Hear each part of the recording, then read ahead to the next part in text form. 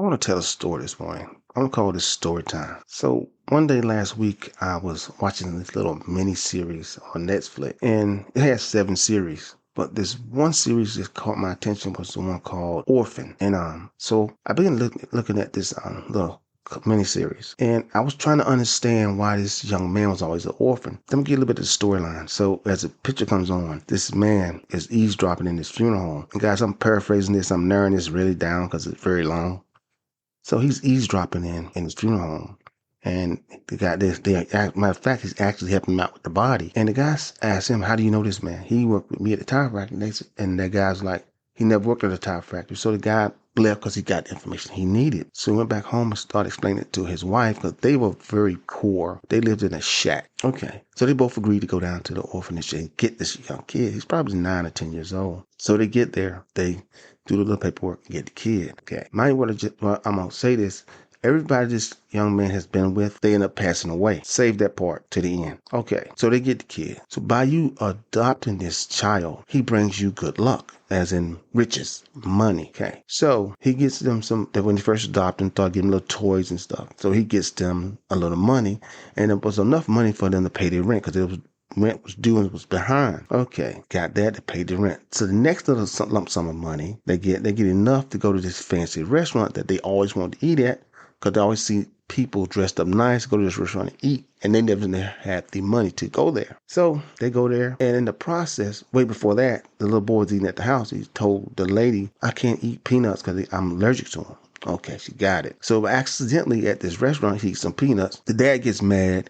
He's raising Cain. So, okay, they get him to the doctor. The doctor gives him medication. Okay, now they moved into this new bigger place because they got more money from this child. So they got a bigger, beautiful place now. See, they live right down the road from their shack. So the funny thing about this is they moved into the new place. And like I said, the little boy was 6. So the little boy was upstairs laying in his mother's arms and she was holding him. Okay, because he was sick. So the dad there's another big bag of money came in the house. So he's excited. But here's the thing. This is when greed comes in. He's being greedy. He's gotten what he's got. So now what he wants to do is takes the little boy life before he takes his. So he goes up, grabs the little boy, ties him up. The mother's still asleep. When she realizes that the young man is not in her arms, she gets up, runs downstairs. There he is, tied up. Dad's outside, digging a grave because he's going to do what he needs to do. She takes him.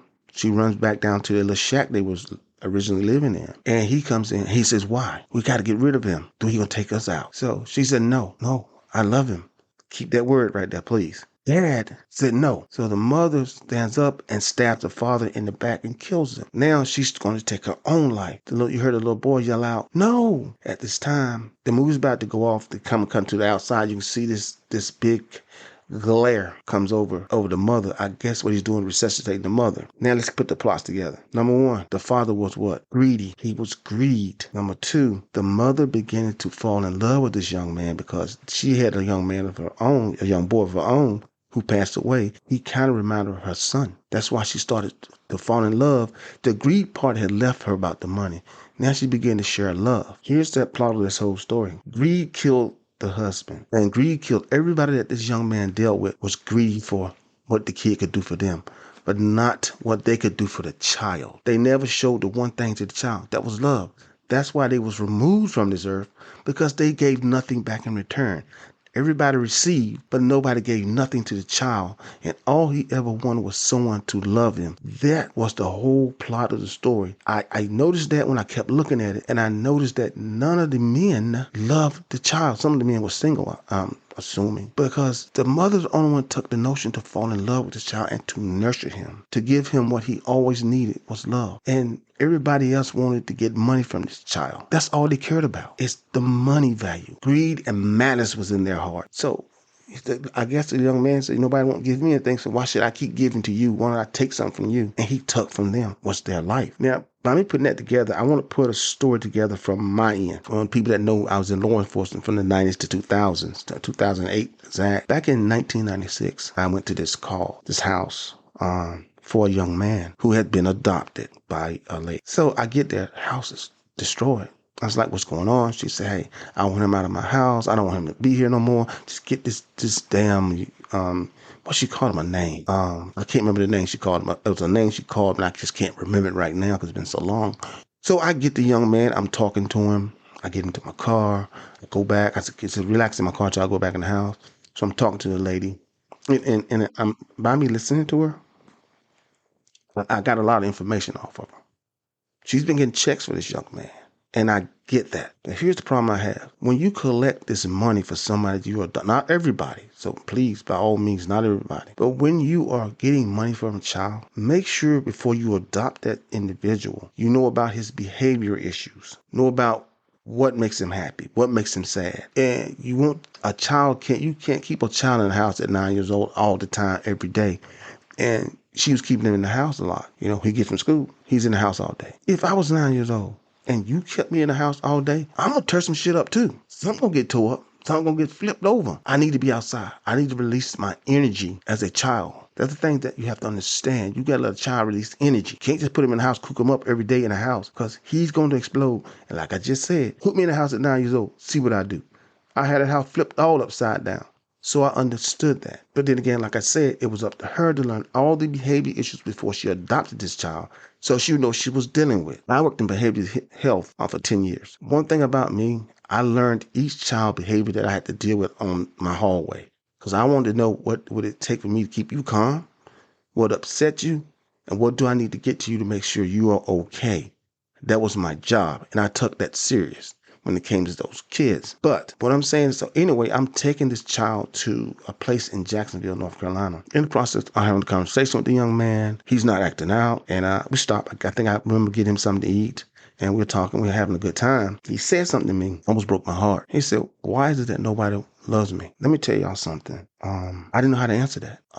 It almost brought tears. This is a grown man right here. It almost brought tears to my eyes because I could not answer that question for him. As a man, I couldn't answer it. It tore me apart. So as we get to the place, I got to go do all the paperwork getting checked in. So he turns and looks at me and he jumps and comes and gives me a hug. And this child hugged me so tight that actually I did start crying. He hugged me like he didn't want to let me go. And I felt his pain. Reason why I said I felt his pain, because I've been where he's been.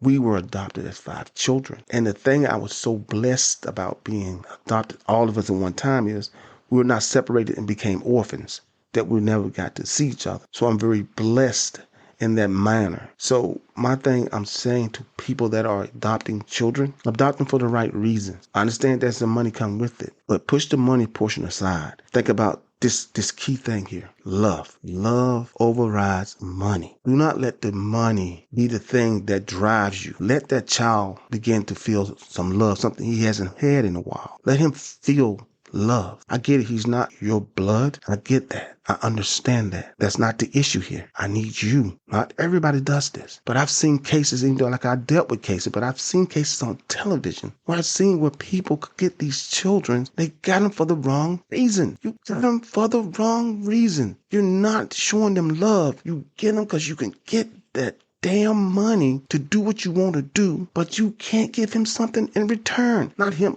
and or her, whoever the case may be. You got to give something back in return. And I want to say it like this. I want y'all to remember this. Just remember, the balance in your heart matters more than the balance in your bank account. Let love be your money and adoption be your legacy. You know what I'm saying? Your money be already deposited in your heart. That's your bank. That's that love you have for this child you have put so much into when you adopted them. They are looking for you for guidance, understanding, love. And they're saying from their heart, I want somebody to just take time to love me. That's all I want. So I want to tell y'all that story to kind of get you to where I'm at. And like I said, the story, if you saw it, you understand. That's the reason why everybody was not surviving this young man, because they got what they want. They got the money. They got the nice houses. He got nothing but used. So going on this journey to do that, guys, just remember those things I just said. Like I said, I am proud that I was adopted by my aunt. I am thrilled that she took the time to take 5 children in.